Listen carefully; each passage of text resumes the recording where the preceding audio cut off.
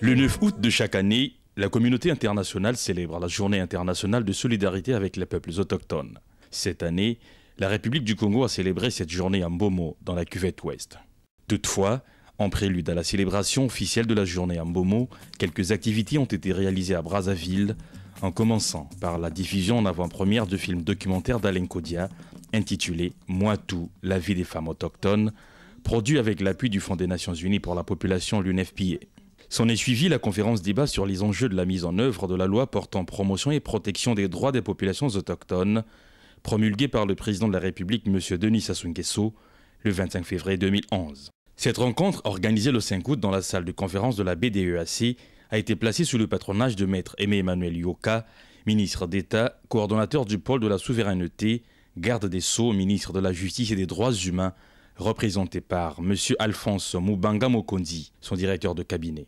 En effet, 5 mois après la promulgation de la loi, le ministère en charge de la Justice, l'UNFPA et le Réseau national des associations des peuples autochtones pensent déjà à susciter les réflexions sur les modalités de son application en vue d'accélérer le processus d'amélioration du vécu quotidien des peuples autochtones. En guise de solution, M. Simon William Viboudoulou, représentant du groupe des États de l'Afrique à l'instance des Nations Unies sur les questions autochtones, a suggéré quelques pistes de solutions. En termes de volonté politique et d'actes concrets, mais surtout, pendant les 12 mois à venir, à réfléchir sur la dimension culturelle des arts dans l'habillement traditionnel comme moyen d'exprimer l'identité, l'art, les connaissances intellectuelles et la culture des populations autochtones.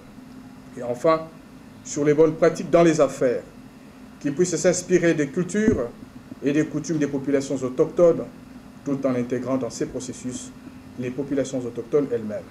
Quant au représentant de l'UNFPA, M. David Lawson, il a attiré l'attention sur les menaces d'extinction qui pèsent sur les peuples autochtones. La population autochtone compte quelques 43 500 âmes et représente moins de 2% des 3,7 millions d'habitants du Congo, alors qu'elle était estimée, en l'absence de chiffres plus précis avant cette date, à 10% de la population. C'est la raison pour laquelle le Fonds des Nations Unies pour la population, l'UNFPA, souhaite profiter de cette journée pour lancer un cri d'alarme en faveur des peuples autochtones du Congo. Et c'est également pour cela que nous nous félicitons de la promulgation de la loi numéro 5/2011 sur la promotion et la protection des populations autochtones du Congo. M. Lawson a également souligné la nécessité de protéger les peuples autochtones contre le VIH-Sida, d'améliorer la santé maternelle des femmes autochtones et de protéger les femmes et filles autochtones contre les violences sexuelles. Ainsi, moins de 20% d'entre elles se rendent aux consultations prénatales durant la grossesse et seuls 25% d'entre elles accouchent à l'hôpital, contre plus de 80% des autres Congolaises. Elles accouchent dans la forêt, parfois avec l'aide d'accoucheuses, mais le plus souvent seules, avec des risques majeurs pour l'enfant à naître et pour elle-même en cas de complications. Il est indispensable de faire venir les femmes autochtones enceintes aux consultations prénatales et les faire accoucher à l'hôpital. Le Fonds des Nations Unies pour la population travaille à la formation de relais communautaires autochtones, justement pour inciter les femmes à venir dans les centres de santé, mais il est nécessaire de renforcer l'éducation sexuelle et la sensibilisation pour lutter contre les grossesses précoces en milieu autochtone. Et ceci nécessite sans doute une stratégie sanitaire spécifique. De même, il est nécessaire que les personnels des centres de santé soient mieux formés à l'accueil et à la prise en charge sensible des femmes autochtones et surtout les incitent à y revenir. La conférence débat a tourné essentiellement autour des questions relatives aux efforts du gouvernement en matière d'amélioration des conditions de vie des peuples autochtones et de mise en œuvre de la loi les protégeant. M. Alphonse Mubanga Mokondi, directeur de cabinet du ministre d'État, coordonnateur du pôle de la souveraineté, y a apporté des réponses. Nous avons commencé par un plan d'action. Il faut rappeler qu'il y a depuis 2 ans, il existe un plan d'action pour la promotion et la protection des peuples autochtones. Et ce plan d'action est donc antérieur à la loi. et ce plan d'action s'applique, s'exécute. C'est pour ça qu'il n'est pas juste de dire qu'il n'y a aucune inscription au niveau budgétaire. Et chaque année, nous programmons, n'est-ce pas, dans le budget, des activités liées au peuple autochtone. Et il vous souviendra également qu'il existe une campagne, n'est-ce pas, de délivrance des actes de naissance au peuple autochtone, aux enfants des peuples autochtones, et gratuitement. Donc cela est inscrit dans le plan d'action. Ce travail va se poursuivre. En réunion de cabinet, nous avons donc examiné la question des décrets d'application de la loi sur la promotion et la protection des peuples autochtones. Nous le ferons pour toutes les lois qui existent au Congo. Mais on a voulu donner la priorité à la loi sur les peuples autochtones.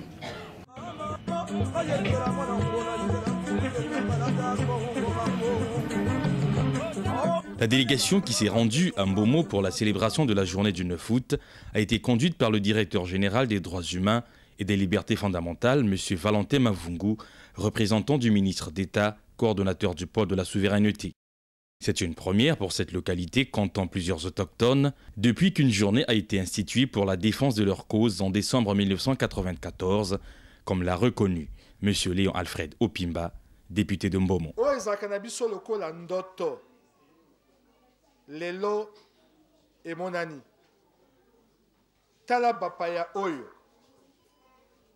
bakomeli biso awa lelo pona ete makambo elekaka bisika misusu lelo pe ekomeli biso awa toyokaka kaka sango population autochtone ya département ya Likwala. La population autochtone, il y a département, il y a l'Elekumu, il y a Plateau, il y a Sanga, Bisika Nyonso, Bazali Kosala Manso Pona Bango. Pona nini ya biso awa cuvette ouest, pona nini ya Mbomo, pe batala kabango te. Yango, le kwa baye le loa, to sepeli mingi. Boete, Boete, Faites-toi encore un peu à bote.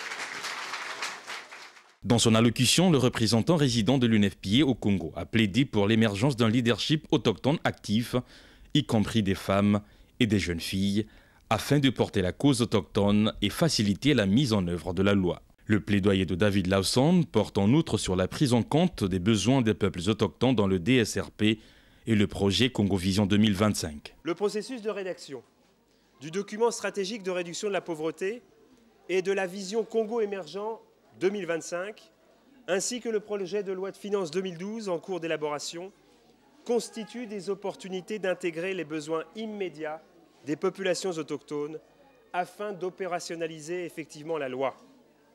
Il appartiendra au pouvoir public, aux élus locaux et aux parlementaires, dont je salue ici même la présence de l'honorable Opimba et du vénérable Abbas, d'être avec nous aujourd'hui, de veiller à ce que le processus budgétaire inclut des spécificités autochtones et que, conformément à la Déclaration des Nations Unies sur les droits des populations autochtones, une attention particulière soit accordée aux droits et aux besoins spéciaux des anciens, des femmes, des jeunes, des enfants et des handicapés autochtones.